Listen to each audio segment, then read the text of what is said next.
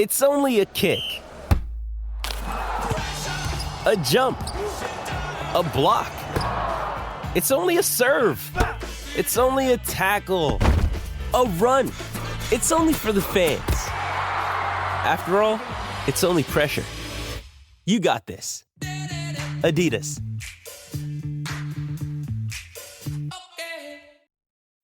When you need mealtime inspiration, it's worth shopping Kroger, where you'll find over 30,000 mouth-watering choices that excite your inner foodie. And no matter what tasty choice you make, you'll enjoy our everyday low prices, plus extra ways to save, like digital coupons worth over $600 each week. You can also save up to $1 off per gallon at the pump with fuel points. More savings and more inspiring flavors make shopping Kroger worth it every time. Kroger, fresh for everyone. Fuel restrictions apply.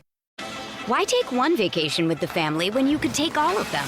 With Royal Caribbean, you don't just go to the beach. You visit a private island and race down the tallest water slide in North America.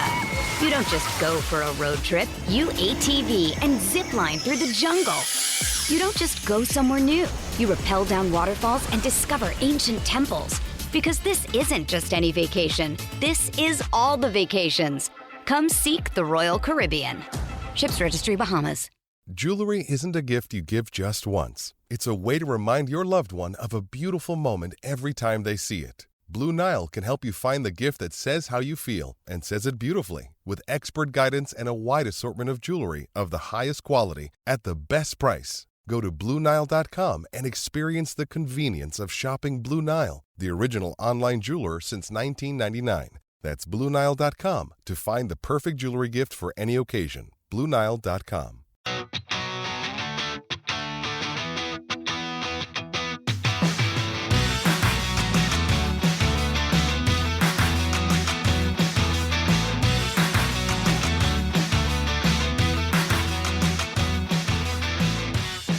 Welcome back, Ram fans. This is Rams Up, your favorite LA Rams podcast. We are proud members of the Fans First Sports Network.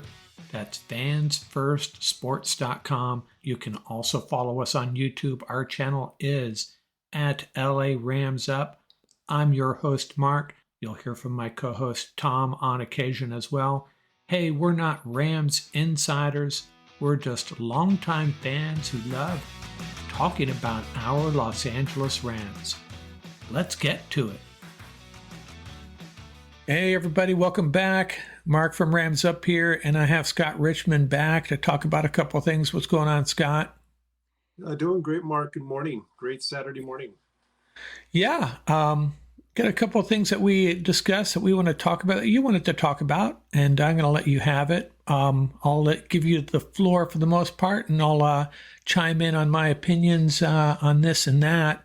The two things that we're going to talk about, if we have enough time here, the first thing is, hey, I know it's way too early to be talking about the 2025 draft, but it's just too much fun. We're not going to do a mock draft, but we are going to talk about some prospects that the Rams might be eyeballing in the early rounds there.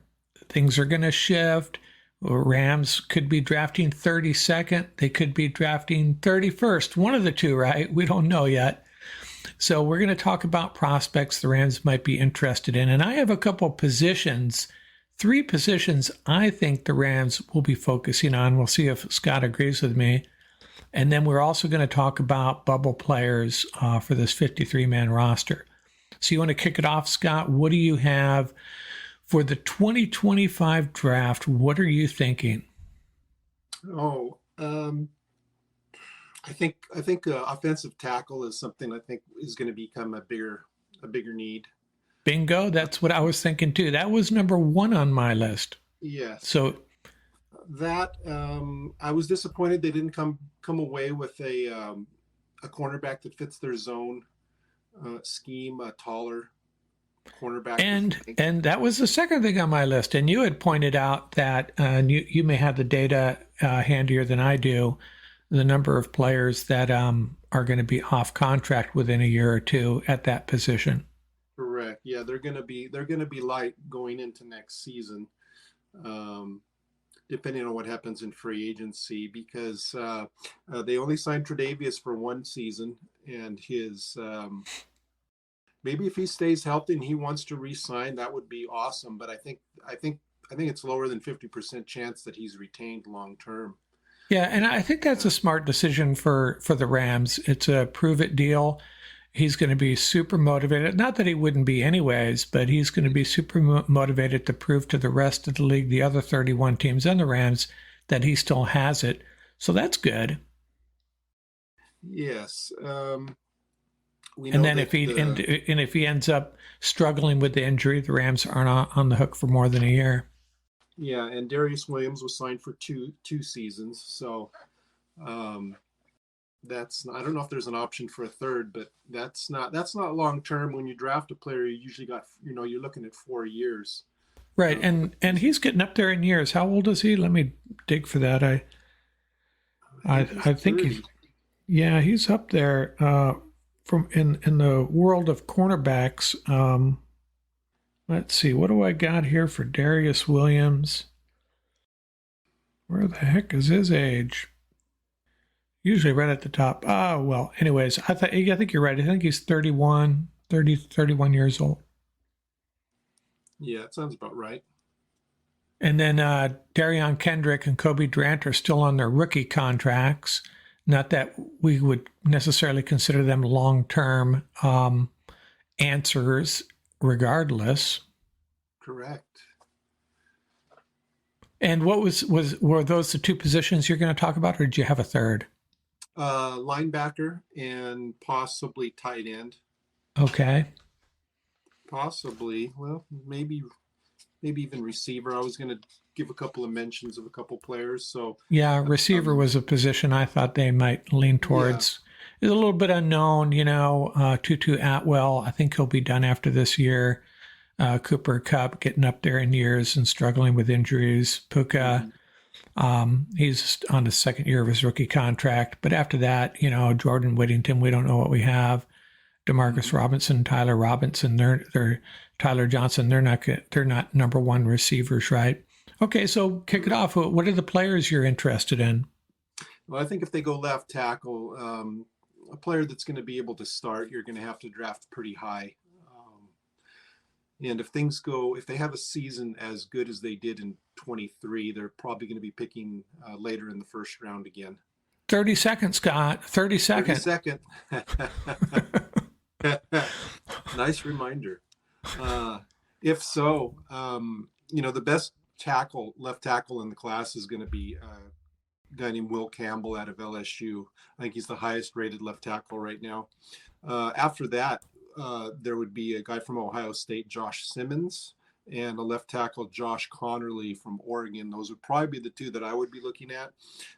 Late first round, possibly in a trade. So the LSU guy will probably be out of reach. Yeah, he looks like he'd probably be in the top 10. Assuming things go as planned, and that's what we're expecting. Now, doesn't LSU? I was starting to dig.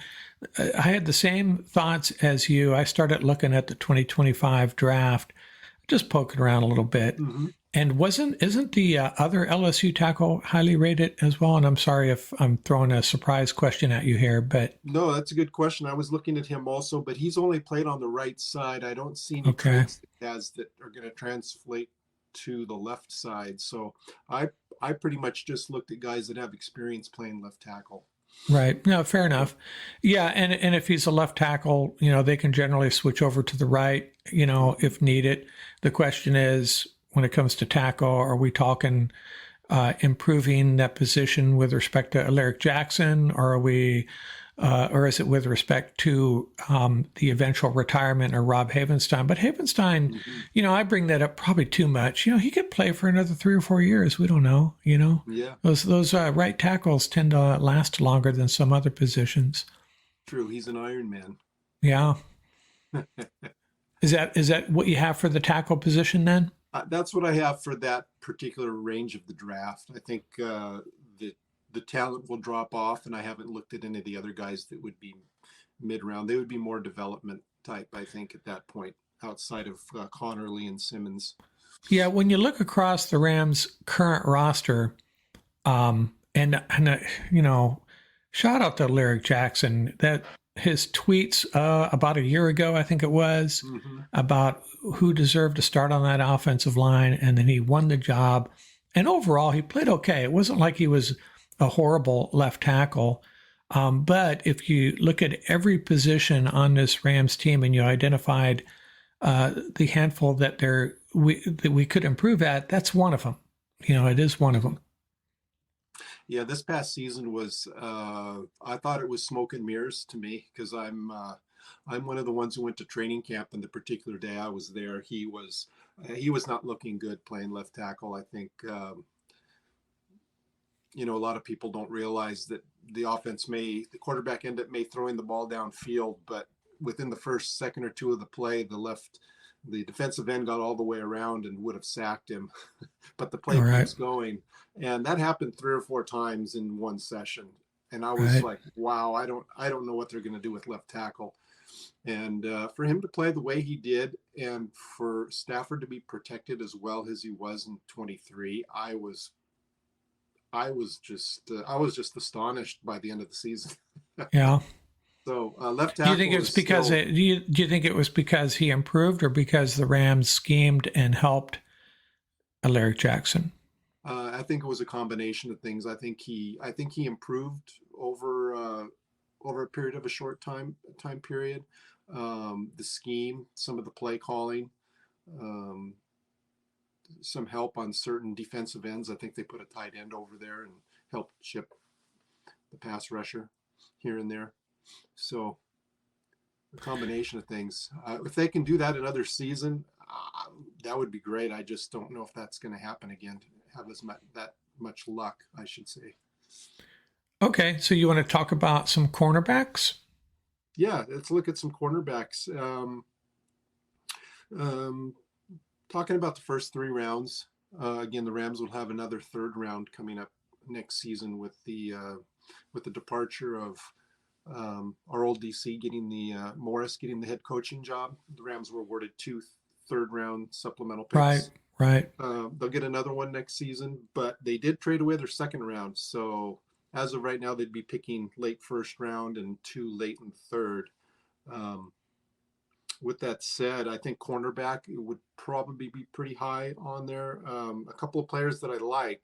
You're thinking, are you talking the late 3rd or 1st or all? I'll go ahead. I would probably be thinking in the 3rd round with these players here.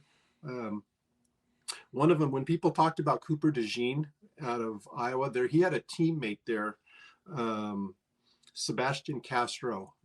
Sebastian was pretty interesting. If you looked at the grading of players on PFF.com, Sebastian was actually rated higher than Cooper DeJean. He had a 91 rating. He was like the 3rd highest rated cornerback in all of the nation last year. He's 5'11", 205. He has a sturdy build. Only allowed a quarterback rating, when targeted, quarterback rating of 50, which was I think Cooper had a 45 rating, which is also excellent. That's a kind of a stout build for a cornerback, right? 5'11", 205, yeah. Great in coverage. He's great in run support. He's also good in blitzing. That's what kind of all 3 of those kind of added up to give him that high grade. But he'll be coming out next season. He would be. They played a lot of zone at Iowa. I think he would be a perfect fit. Moving on from him, there's also a player from Kansas, Jacoby Bryant. Kobe Bryant for short, I guess. Oh, yeah. I don't know. Kobe Turner, Kobe Durant, Kobe. Wow. Yeah. Bryant also, he has a quarterback rating of 75, kind of average, not as good as the others I mentioned, but he has great length. He's 6 foot, 175. He's a little bit light, but he's one of the highest rated run defenders in the class. Great in zone coverage, great in man coverage. He would be in that 3rd round range. A couple of others that might slip into the 4th would be Gentry Williams out of Oklahoma.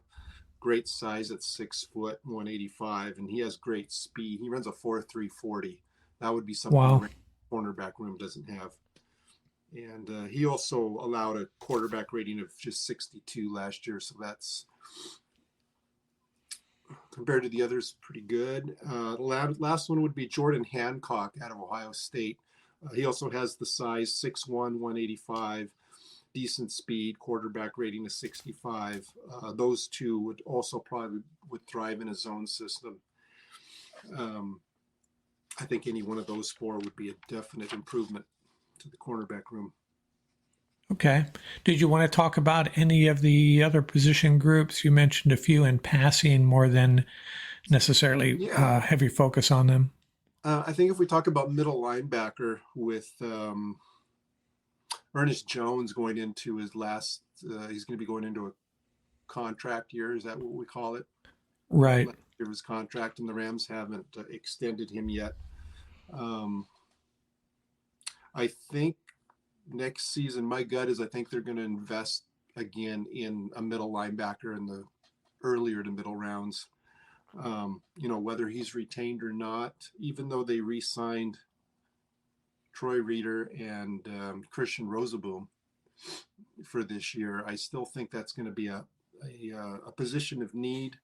A couple of players that I like in there would be DeJean's and Castro's teammate from Iowa would be Jay Higgins. He plays inside linebacker. He's 6'2", 230. His range is average. He runs a 4.740, but when you look at some of his grades at a PFF, he's like the highest rated linebacker, inside backer in coverage and pass coverage, which I covet. If you've got somebody, Ernest Jones, who specializes in defending the run, I think the player next to him has got to be the opposite. He's got to have better wheels and be able to cover those tight ends and. So back. if they were unable, I dread the thought, but if they were unable to retain Ernest Jones, would Higgins be a guy that could fill that role? Or would they potentially they would never draft a linebacker in the middle linebacker in the first round. I don't think an inside linebacker, but the third round would be their only option, right? Unless they trade up or something. So, or the fourth round. I think they've got a fourth round pick, I think, next season. Yeah. I have it here somewhere. They are down on picks a little bit. Mm-hmm. I'll pull it up here while we're talking.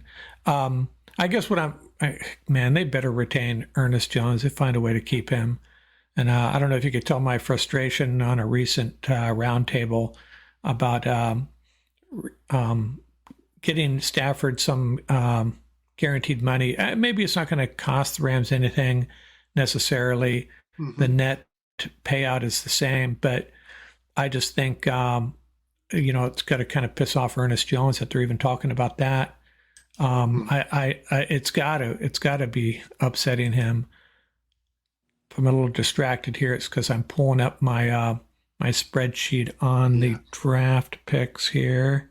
2025 draft picks. They do not have their second. Trade it to the Panthers. Mm-hmm. They have the first and the 2/3, like you talked about. They have the fourth.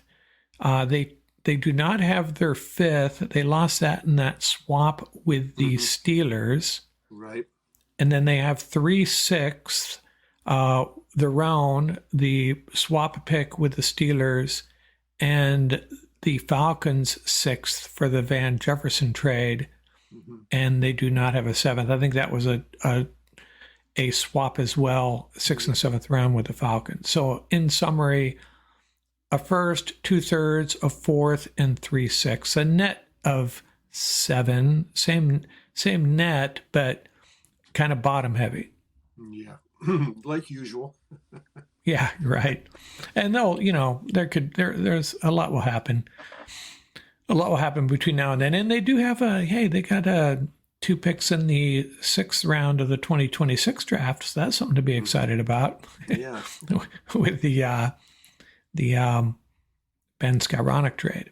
Yeah, I think on one of the other Rams groups, there's always a joke running that Les Snead and his sixth-round picks, don't mess with him. Yeah, He loves right. his sixth-round picks. Yeah, I really thought they were going to move up into the fourth round, package some of those. We talked about that, but that's one thing I got wrong. So Higgins, is that the linebacker you want to talk about, or is there another? The other one would be a player named Jason Henderson. He's from Old Dominion, highly rated, 6 foot 230. He's built more like a defensive back, but plays like a linebacker. About the same speed. He's about a 4.7 40 type guy. Decent in coverage. Probably be better against the run than Higgins. And to answer your question, if for some reason Jones wasn't retained, I'm not sure a player like Higgins would be. I don't think he would be a fill, like a replacement. He would still be kind of more a guy you'd play on the weak side, let him run and flow to the ball and play in coverage. Yeah, there's also, we also got to look at free agents in that regard. Yeah. They'll have a little bit, I think their cap situation will be pretty decent next year.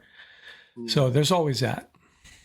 One other notable for the first round, if they were in position, there's a defensive tackle out of Michigan, Kenneth Grant, and considering Bobby Brown's situation being the last year of his rookie deal, if the Rams decided not to retain him, they would be pretty thin at the nose tackle position.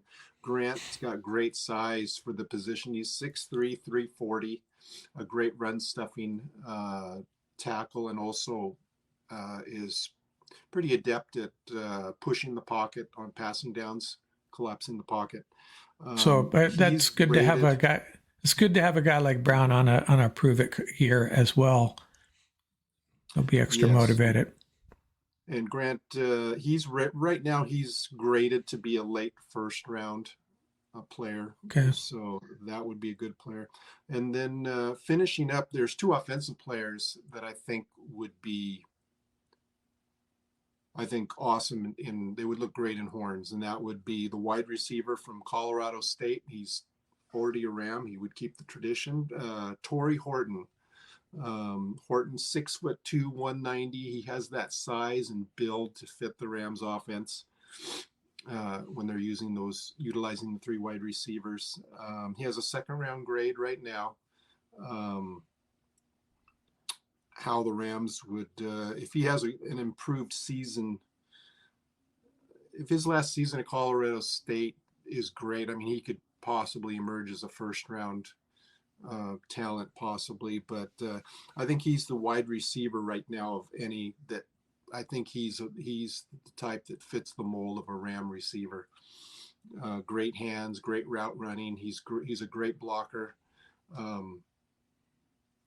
That would be my number one option at wide receiver at this point within the first three rounds. Okay. Last would be the tight end position.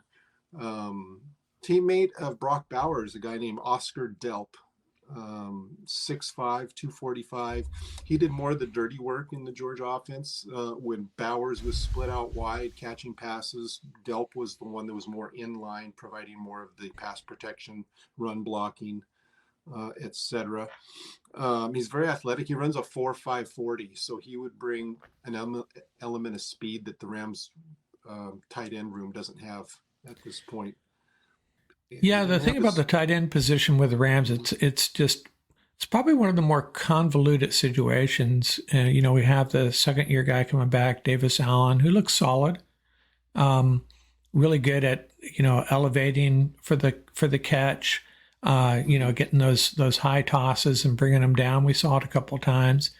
Colby Parkinson, man, he really excites me. I know a lot of fans are questioning the money we paid him.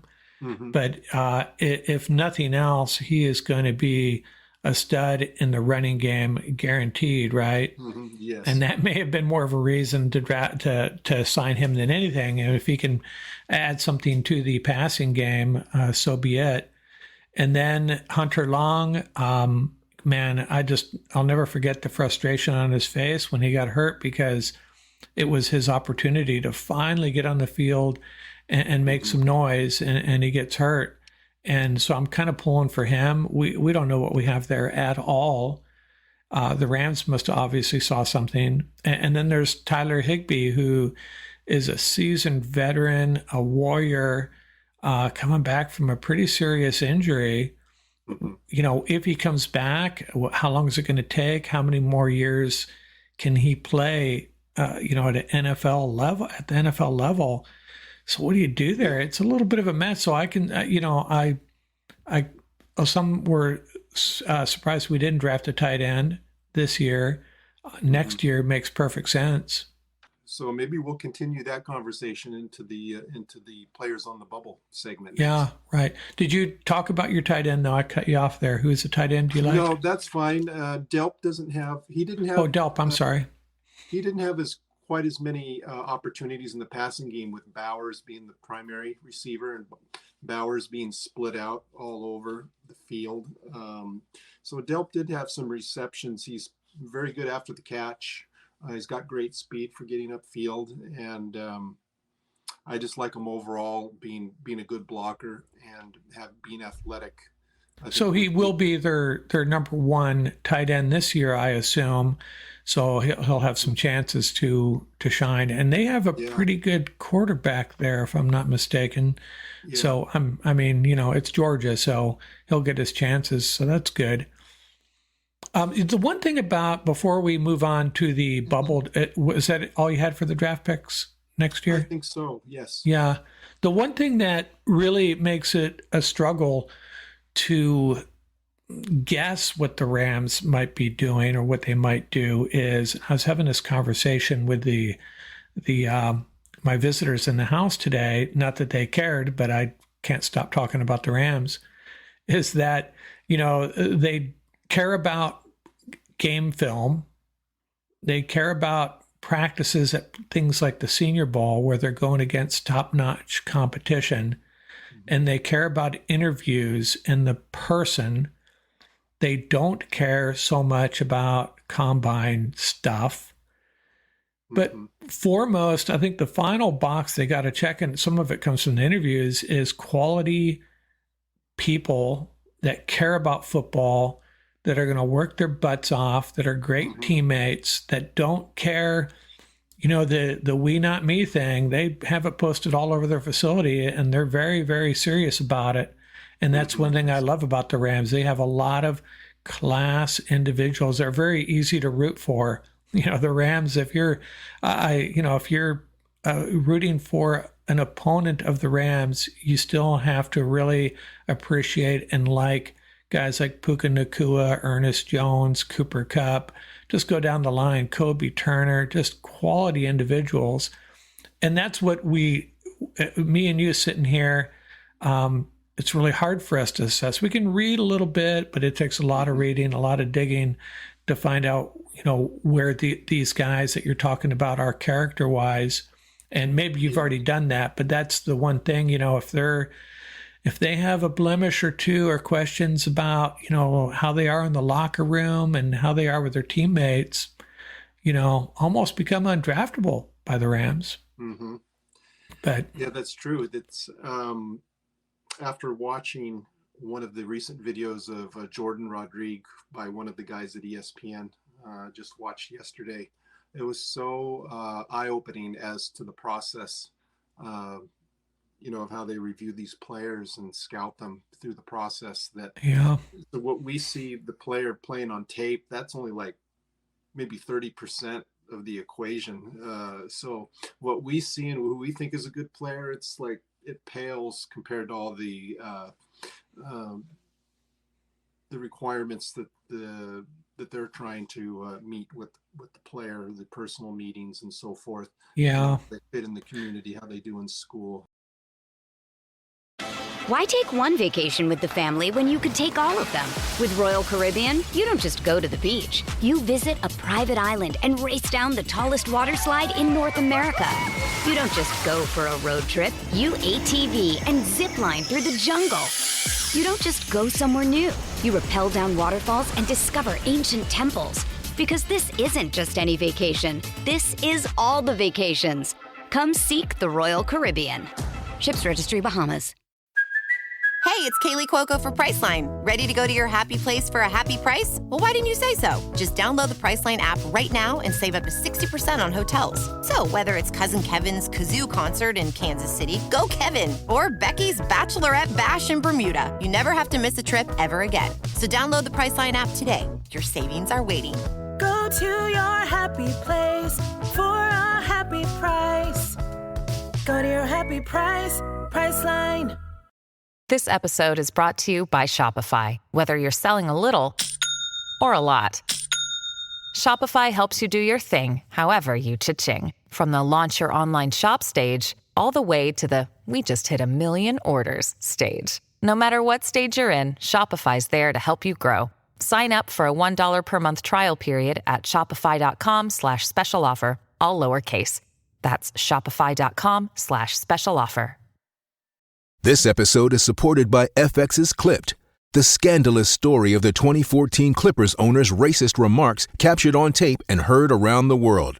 The series charts the tape's impact on a dysfunctional basketball organization striving to win against their reputation as the most cursed team in the league. Starring Lawrence Fishburne, Jackie Weaver, Cleopatra Coleman, and Ed O'Neill.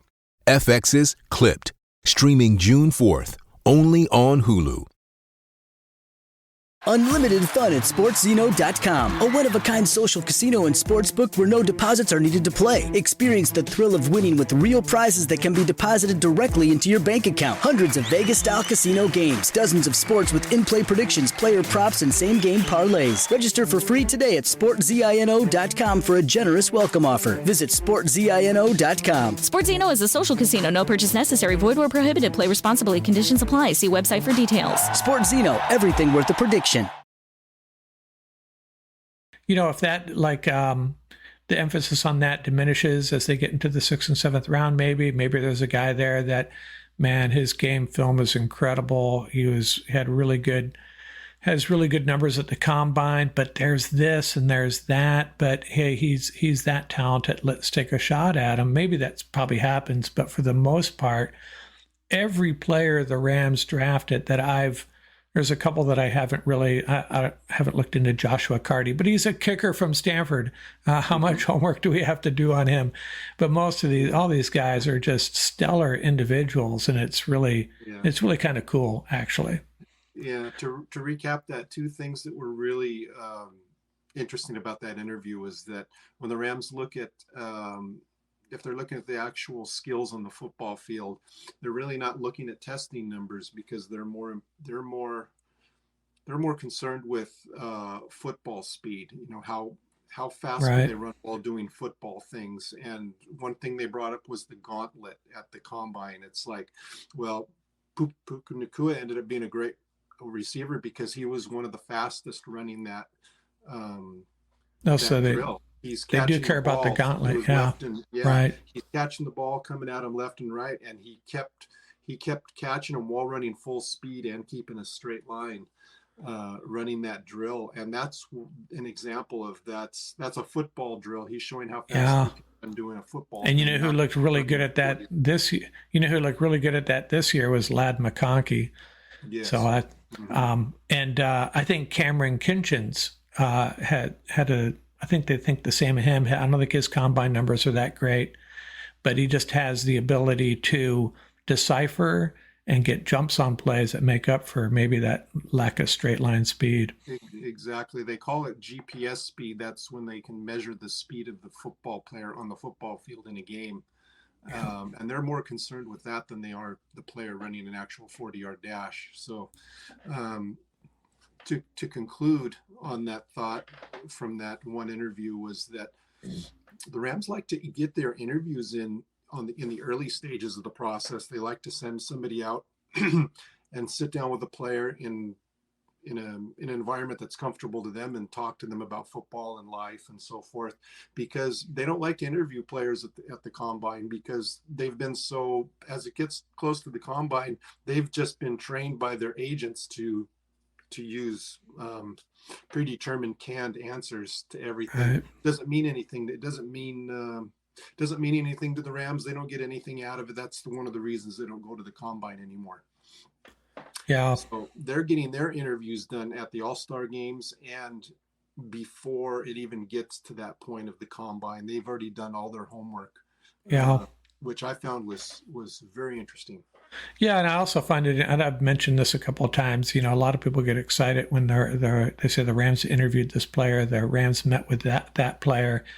That's not necessarily an indication they're going to draft him. It could be an indication that they've confirmed that they're not going to draft him. It could go either way, right? Correct. So and I have to wonder. The Rams are so savvy. How often is it just a what's the word, a show, like when they flew out to talk to Chop Robinson, they sent someone out there supposedly. I wonder if that was a Jared Verse move, Mm-hmm. Yes. you just never know. And you know what? We are never going to know. Oh, maybe in 10 years we'll find out. But okay, so we're going to talk about players on the bubble. How many guys do you want to talk about? I'll let you just. We could start with the position groups. We can start with offense and then move our way to defense and go through. Okay, that's fine. Position groups really quick. Offense, starting with running backs. First of all, I'll say on offense, when you have the 53-man roster, I'm breaking this down. I'm subtracting 3 players for your special teams, your punter, kicker, and long snapper. That leaves 50 players divided by 2. That would leave you 25 players on offense, 25 players on defense. That's kind of how I'm running this. So my 25 on offense, I'm going 4 running backs, 5 wide receivers, 3 tight ends, 10 offensive linemen, and 3 quarterbacks. Fair enough. 53 man. So with that said, 4 running backs with a heavy running attack. We know that Kyron Williams would be number 1, Blake Corum. Newly signed Boston Scott, I think, would be number 3 because of his I think in my opinion, I think he's going to be the return guy. Right. Yeah. As I did my little player focus on him, that will air by the time this does. And he's a pretty good kick and punt returner. Yeah, and that leaves either Ronnie Rivers or Zach Evans. I'm not too sure. Rivers and Evans would be the ones on the bubble. I'm going to have to wait to see till training camp. My gut feeling is if Zach Evans gets a lot of carries in the second half of these preseason games, I think they still like him, and he'll probably be the practice squad guy. That's my opinion on that one. And Rivers would make the roster. And roster, if Rivers makes the roster, he would be RB4. So you're basically they're both on the bubble to be determined who makes it. Yeah, the reason I lean towards Rivers in that argument at this point, because when he's had his chances, he performed. He really did. I thought Zach Evans, we just don't know. Like I tell people talking about Zach Evans, I know as much about Zach Evans right now as I did about Kyron Williams at the end of the 2022 season. So they're going to get their chances, especially Zach Evans. I think he's going to get a lot of carries in the preseason, and if he shows something, he could bump out Ronnie Rivers. I agree. I don't think they're going to carry 5, especially with Blake Corum having those additional skills. He'll probably make it for sure, I think. Yeah. Moving on to wide receiver. I think because of the run first offense, I think they're only going to keep 5 instead of 6 receivers. And if Boston Scott is the return guy, they don't need to keep a 6th receiver for the return game. So with that said, we would be looking at Cooper Kupp, Puka Nacua, Robinson, Tutu Atwell, and the newly drafted Whittington as wide receiver 5. That would leave Xavier Smith, Tyler Johnson on the bubble, along with the 3 undrafted guys, J.J. Lapp, Drake Stoops, and Sam Wiglusz. It's interesting that they re-signed Xavier Smith here in the offseason, so there's got to be a lot of love there. The first 5, I think, are probably a black and white thing, though.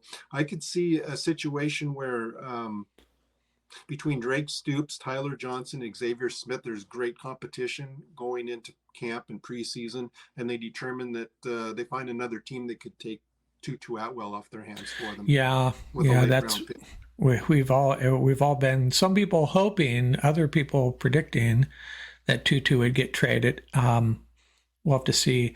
Yeah, and I didn't know this, but Stoops is Bob Stoops' son. I just found that out a few days ago. Yeah. Correct. Okay, yeah, that makes sense. I like your bubble guys so far. I won't comment entirely on the offense until you're through the rest of this here, and then I'll have a couple of comments.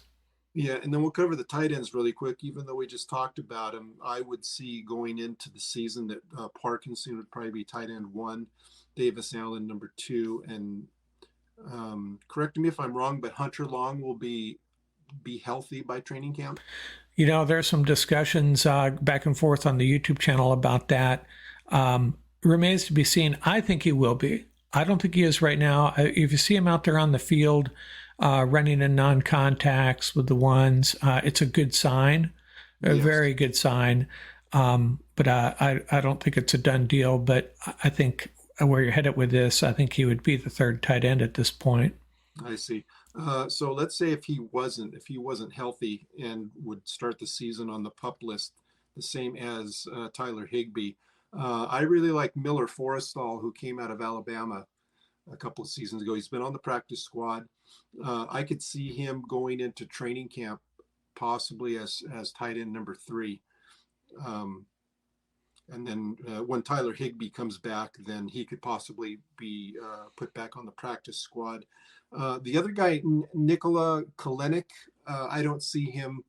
I don't know if they'll keep him again this year. He might be kept on the practice squad again, but I think he'd probably be cut. And the Neil Johnson, the undrafted player from Louisiana, I've watched a little bit of tape of him. I don't see anything that's special that he brings to the table. So I think Kalenic and Johnson would probably be cuts. Roster cuts. So Forrestall is a bubble guy, but really, if Hunter Long isn't able to go, hey, he could still beat out Hunter Long. Who knows? So those are kind of the two bubble guys. One due to more of an injury concern than anything. That's true. Moving on to offensive line, if we keep 10, it looks like the starting front 5 would be Alaric Jackson, Jonah Jackson, Steve Avila, Kevin Dotson, and Rob Heavenstein. That would be your starting 5. Yeah. And I think the most logical 5 to back those up would be Noteboom as your swing tackle, Levinston, who can play either interior position, Bo Limmer, backup center. Logan Bruss, I had penciled in, but I think I'm going to say, my gut says he's just not going to make it. He's just not that type of interior player that they want now, as opposed to when they drafted him previously. Yeah. The game plan has changed. Warren McClendon can still be a swing guy who can play either interior or on the outside tackle. That would leave on the bubble, you'd have tackle AJ Curry, the new undrafted Blake Larson, Mike McAllister, center, Grant Miller, Justin Diedick, who's the undrafted center from USC, and Zach Thomas. My thought on those last 6, I really liked McAllister last preseason. There was a couple of games where he played, I think he played every snap, and I think 2 of the preseason games, and he was pretty dang consistent at the center spot. He was very reliable. If you were to ask me between Diedick and McAllister, I'd have to say, I didn't watch a lot of USC football. I'd have to give the nod to McAllister as far as a backup center. And the other tackles, just nothing sticks out to me. AJ Curry had some opportunities in preseason, but I don't know if they're going to keep him any longer.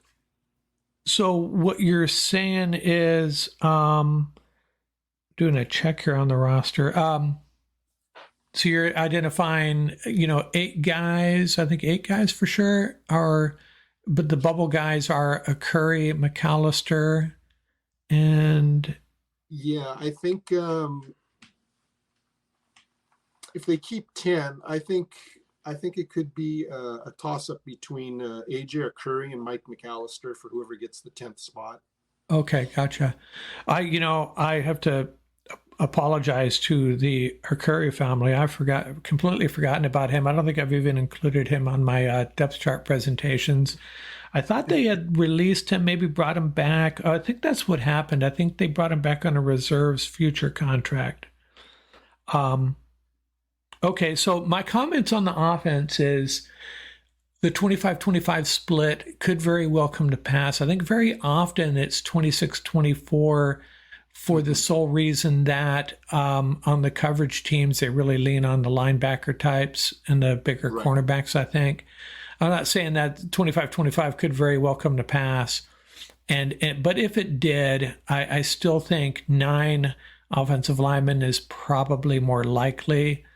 I know they've carried 8, they've carried 9, they've carried 10.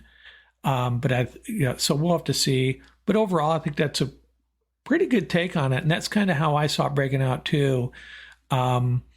You didn't talk about quarterback. Were you going to still get to quarterback? Is it going to be those 3 guys? Yeah, I think it would just be Stafford, Garoppolo, and Bennett. And Bennett could possibly fluctuate between the active roster and the practice squad. Yeah, and Garoppolo, if Garoppolo is suspended 2 games, he doesn't count against the 53, I assume. Tom Courts always knows the details on that, and I don't. But so if that's the case, what typically happens, kind of like what they did with their kicker last year. Their original 53 didn't have a kicker. So when they figured that out a few days later, there was a reason for it. I forget. I think it was because of guaranteed money or something with Maurer. Then they brought Maurer back, and then released an offensive lineman, if I'm not mistaken. Okay, but that's my only comment on that. Is it might end up only being 24. They might only carry 9 offensive linemen. They might carry 6 wide receivers rather than 5. Other than that, I don't. I'm guessing just like you, though. That's just my how I see it right now. But I think you got what we're calling the numbers. The numbers that I came up with were basically just a quick divide them up quick in order to break out the position groups. Yeah. Hey, fair enough. It's May. That's a pretty good approach. It could go 26-24, 24-26, 25-25. It depends. It really comes down to special teams decisions, right?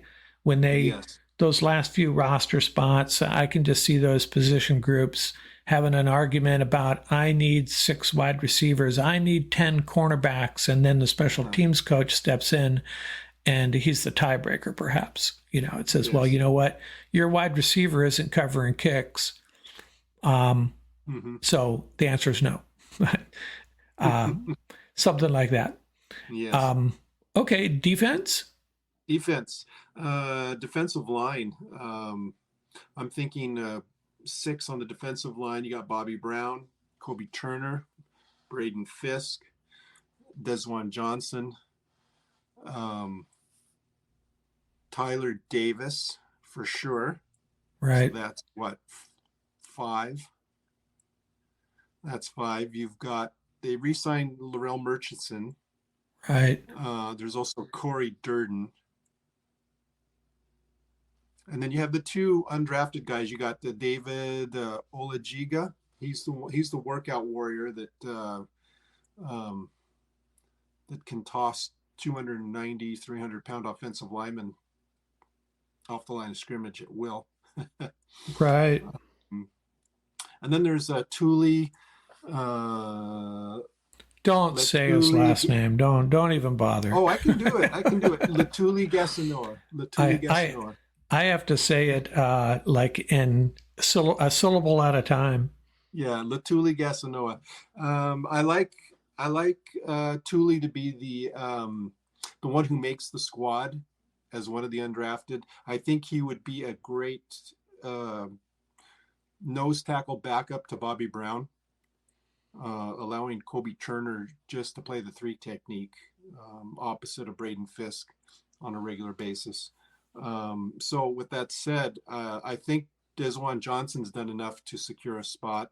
I think Murchison and Corey Durden would be on the they would be in the bubble. Okay. And, I think one gets cut, one ends up staying on the practice squad, and I don't think Ola Giga, I don't think he makes it either. But Tyler Davis would definitely be in there in the mix as far as playing really close to the nose, possibly being the nose tackle on certain plays, in certain schemes, I should say. Yeah, that makes sense to me. That's kind of how I saw it too. I felt like as I was going through the 53-man roster, I felt like that was a position group. When you get to the 4th or 5th or 6th guy, it's kind of like it's hard to make an argument for carrying a 7th guy because they're just not up to that level of, you look at some of the other position groups where you're looking to carry an extra guy. Yes. But okay, where are you moving to next? There can be, moving on to outside linebackers, I think there's some carryover because when you talk about Michael Hoyt, he can play.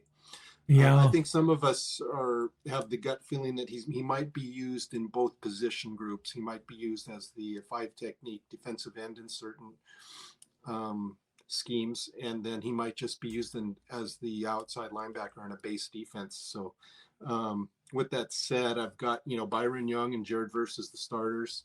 I've got Michael Hoyt as the 3rd, and I should have stated that I'm projecting 5 for the 53-man roster. So Young, Verse, and Hoyt are 3. Brennan Jackson would be 4, and my guess would be Ochon Mathis is the 5th. He showed so well at the end of last season.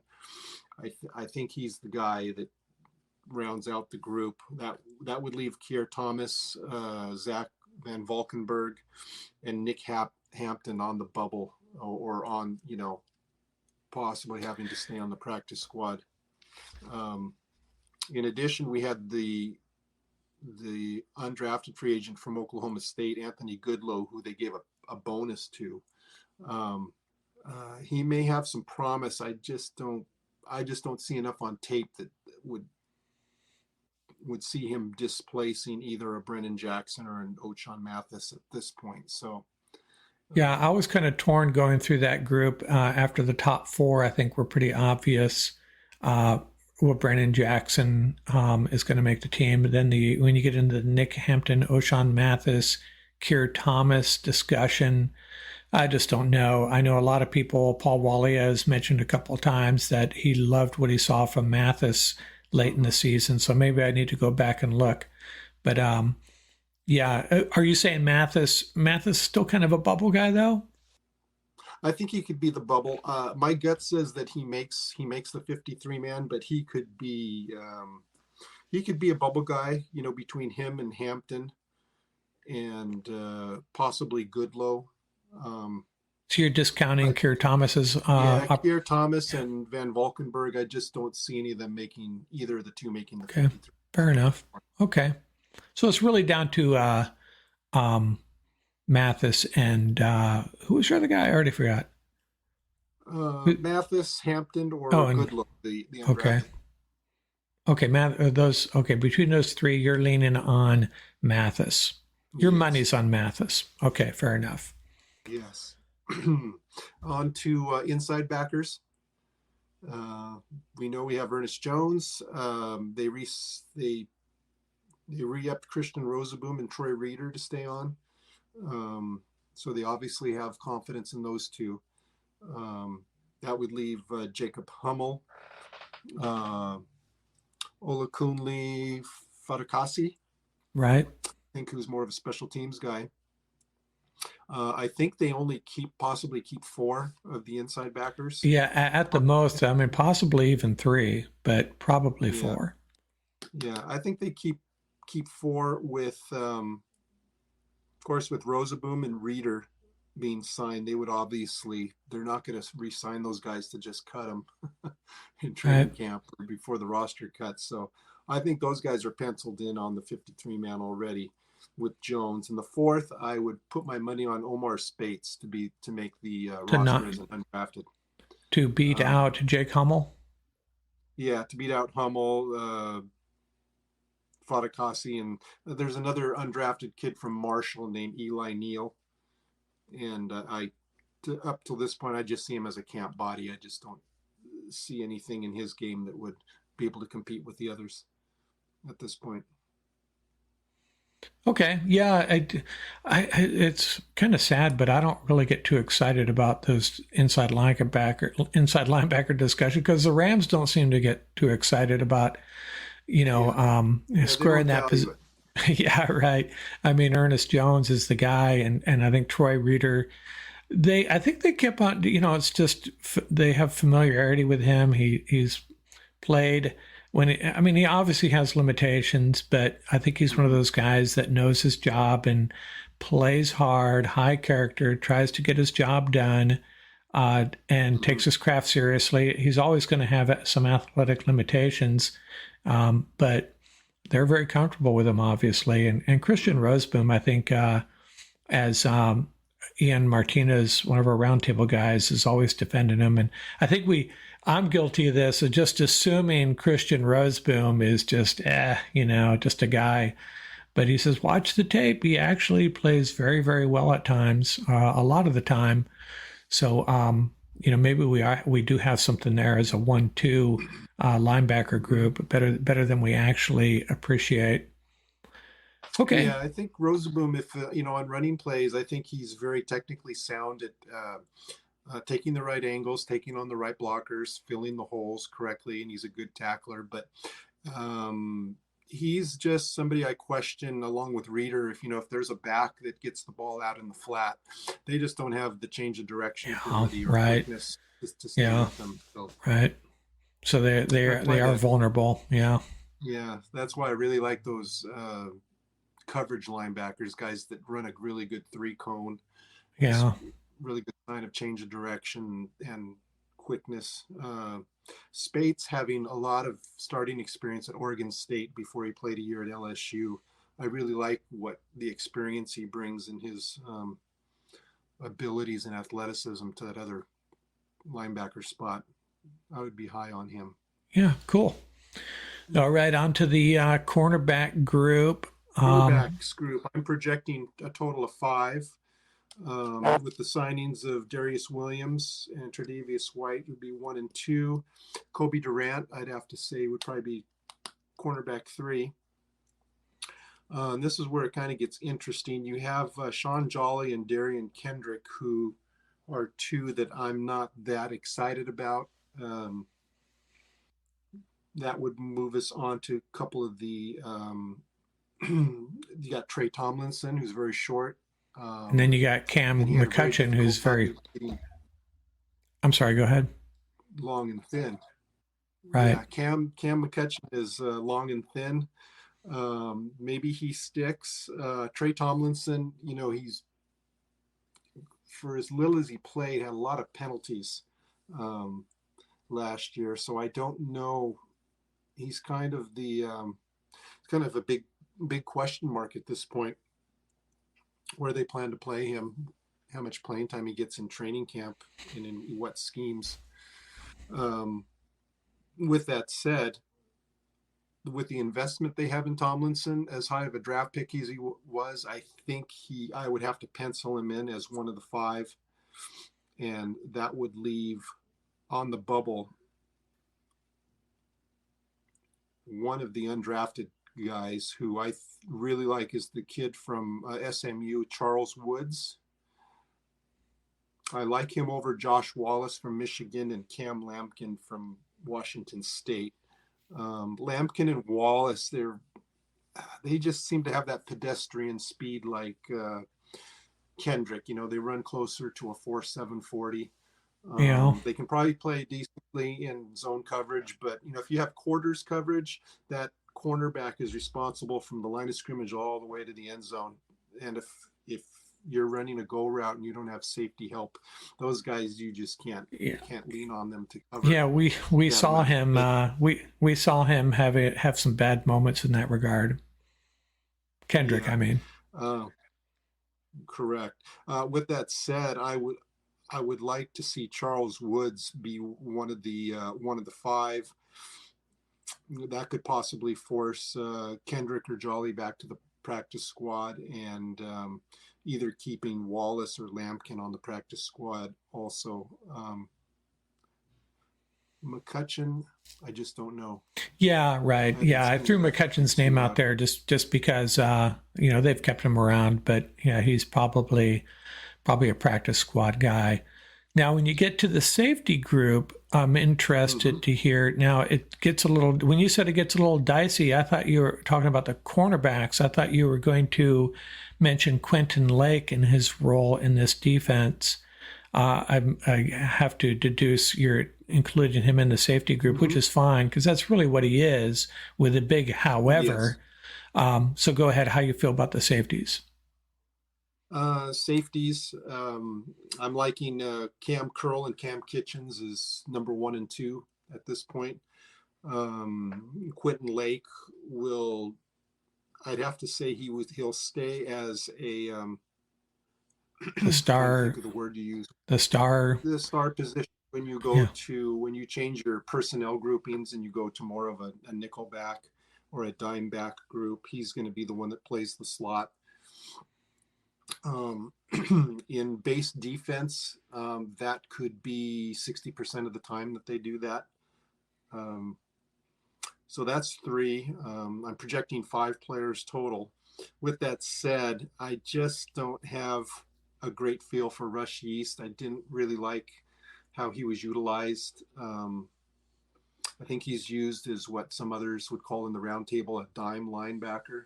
Right. He plays close to the line of scrimmage, and there was a couple plays that just stick out from last year where he just got railroaded by a tight end carrying the ball upfield. So I like some larger size. If they do keep Jason Taylor from Oklahoma State, I still think he's primarily a special teams guy.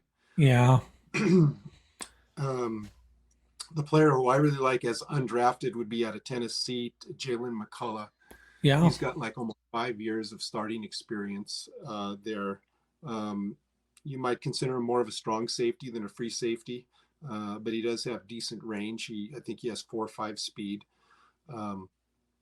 That could possibly put Russ Yeast and Tanner Engel on the outs, or maybe back on the practice squad.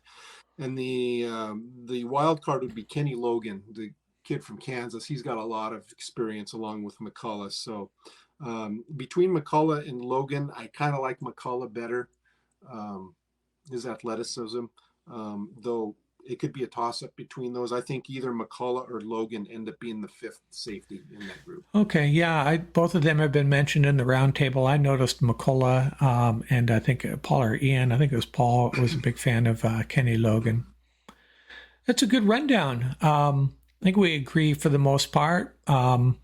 It's so early, but it's still fun to talk about this. Hey, at some point we got to start trying to eyeball what the final 53 will look like. And, there's going to be some free agent signings still that's going to change this. There's been some names thrown out there, guys that might make a good fit for this team to, number one, bolster the offensive line depth, perhaps, maybe bring in a veteran safety, a veteran tight end if Hunter Long can't go. So we'll have to see. There will be some changes for sure. Is that all you got to say for now? We can do this again in a few weeks. Yes. I'm calling this my Syncing Up with Scott segment, so we'll do it occasionally, just you and me shooting the bull about whatever grabs our fancy in the world of the Los Angeles Rams. Awesome. Okay, Scott, out here, and thanks a lot for taking the time out of your Saturday morning. We'll get this posted in a day or two for our Rams Up fans' enjoyment. Out here. See ya.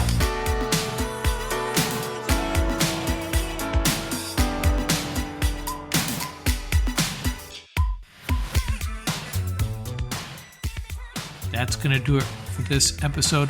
Remember, you can reach us at ramsuppodcast@gmail.com. And don't forget about our YouTube channel. Our handle is at laramsup.com. Till next time, keep the horns up, stay safe, and have fun out there.